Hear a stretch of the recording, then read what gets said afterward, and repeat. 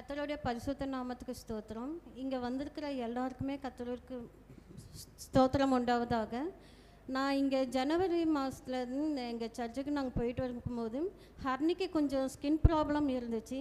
அப்போ ரொம்ப கஷ்டப்பட்டுட்டு இருந்தான். அப்போது இங்கே வந்திருக்கிற பரிமளா சிஸ்டர் மூலம் எனக்கு இந்த எகவாயிறு குழுவை எனக்கு அறிமுகப்படுத்தினாங்க. பிப்ரவரி மாதத்துலேருந்து நான் இங்கே குழுவில் நான் அதிகாலை ஜபத்தில் கலந்துட்டு இருக்கேன். ஹர்னி இப்போ இருக்கிறத விட ரொம்ப மோசமாக இருந்தான். அவள் ஜீவனை விடுற அளவுக்கு இருந்தான் அந்த பிள்ளை. அப்போ ஜூலி சிஸ்டர் மூலிமா எங்களுக்கு ஒவ்வொரு நாளும் அந்த பிள்ளைக்கு பிரயாசப்பட்டு ஜபிச்சு அந்த பிள்ளைக்கு எவ்வளோ பாடுகள் நிமித்தம் அவங்க எங்கள் கூட இருந்து அந்த பிள்ளைக்கு சுகம் தந்த கர்த்தருக்கு கோடான கோடி ஸ்தோத்திரம். அது மட்டும் இல்லாமல் இங்கே வந்திருக்கிற அந்த பிள்ளைக்காக நான் உனக்கு 10 நீதிமான்களை விட்டு நான் ஜெபம் பண்ண வைப்பேன்ட்டு எனக்கு கர்த்தர் வார்த்தை அடிக்கடிக்கு எனக்கு வரும்.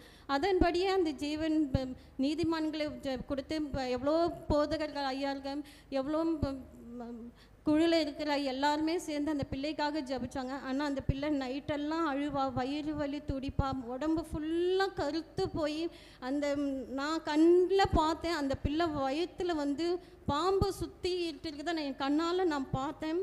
அப்படியே சரீரத்தில் அப்போ நமிக்கும், அவளுக்கு அவ்வளோ நமிச்சிருக்கும். பாம்பு தோல் எப்படி உரியுமோ அதை போல் சொரிஞ்சு ஒவ்வொரு நாளும் நான் வாரி அள்ளும்போது நான் இவ்வளோ தோலை கீழே எடுப்பேன். அந்த சரீரத்துலேருந்து அவ்வளோ கஷ்டப்பட்டா.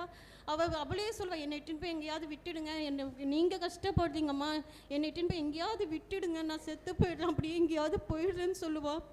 ஆனால் இந்த எகவாயிறு குழு அதிகாலை ஜெபம் பொய்யலை, எவ்வளோ மகிமை என் பிள்ளைக்கு இந்த பிள்ளைக்கு சுகத்தை தந்தேன்.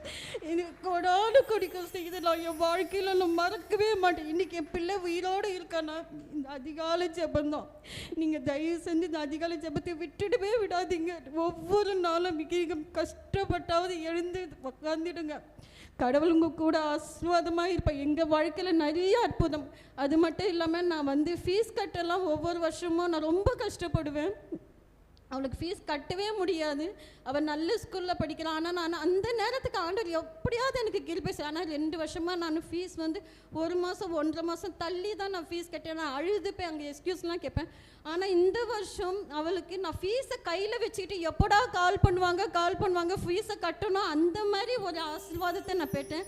அந்த நேரம் கூட எனக்கு 2 நாள் முன்னாடி உனக்கு ரெட்டிப்பான நன்மையை தருவேன் என்று தேவன் சொன்னார். அப்போ நாங்கள் ஃபீஸ் கட்ட அந்த நேரத்துக்கு கையில் வரல, வண்டியை அடமான வச்சல, இல்லை வண்டியை பைக்கை விற்றுடலாம், ஃபீஸ் கட்டணும் அப்படின்ச்சு. அப்போ அந்த நேரத்துக்கு எனக்கு வந்த வாக்கு தத்துவம், உனக்கு ரெட்டிப்பான நன்மையை தருவேன் என்று அன்றைக்கே எனக்கு ஃபீஸ் கட்ட பணமும் வண்டியை அடமானத்துக்கு போகாமல் கிருபை செஞ்சார். எவ்வளோ அதிகாலையில் அந்த வார்த்தை, ஒவ்வொரு நாளும் வர வார்த்தை, இப்போ கூட நவம்பர் மாதத்துலேருந்து வர வார்த்தை எல்லாம் அவ்வளோ நமக்கு ஆசீர்வாதம். எவ்வளோ குடும்பத்தில் கஷ்டம் பாரங்கள் இருந்தால் நம்ம அந்த அதிகாரியில் வருகிற வார்த்தை நமக்கு அப்படியே தேனாவதமாக இருக்கும். அவ்வளோ அற்புதமான வார்த்தை. என் பிள்ளை நவீன்குமார், அவனுக்கு வேலைக்கு போயிட்டு இருந்தான். ஆனால் அங்கே சொந்தக்கார்கிட்ட தான் ஃபோட்டோகிராஃபி வேலையில் இருந்தான். அவன் வேலையில் அவனுக்குன்ட்டு ஒரு சம்பளம் கொடுக்க மாட்டாங்க. ஒரு சொந்தக்காரன் இருந்தாலும் ஒரு அடிமைத்தனமாக அவனை எவ்வளோ வேலை வாங்க முடியுமோ அவ்வளோ நைட்டும் பகலுமா வேலையை வாங்குவாங்க. அவனுக்கு எந்த வருமானம் இல்லை. நான் விண்ணப்பம் வச்சேன் அவனுக்கு ஒரு நல்ல வேலை கிடைக்கணும்ட்டு. அப்போது கர்த்தர் எனக்கு 2 மாதத்துலேயே அந்த பிள்ளைக்கு அப்ராட் வேலையை வீட்டில் இருந்து செய்கிற மாதிரியே ஒரு ஆசீர்வாதமான வேலையை கொடுத்து நல்ல ஆசீர்வாதமான சம்பளத்தோடு அந்த பிள்ளையை வழிநடத்திருக்கிறாரு. எங்கள் வாழ்க்கையில் எவ்வளோ அதிசயங்களை அற்புதங்களை இந்த எகவாயிறு குழுவில் மூலம் ஜூலி சிஸ்டர் மூலம் நாங்கள் பெற்றுக்கொண்டிருக்கோம். கர்த்தருக்கு மகிமை உண்டாவதாக.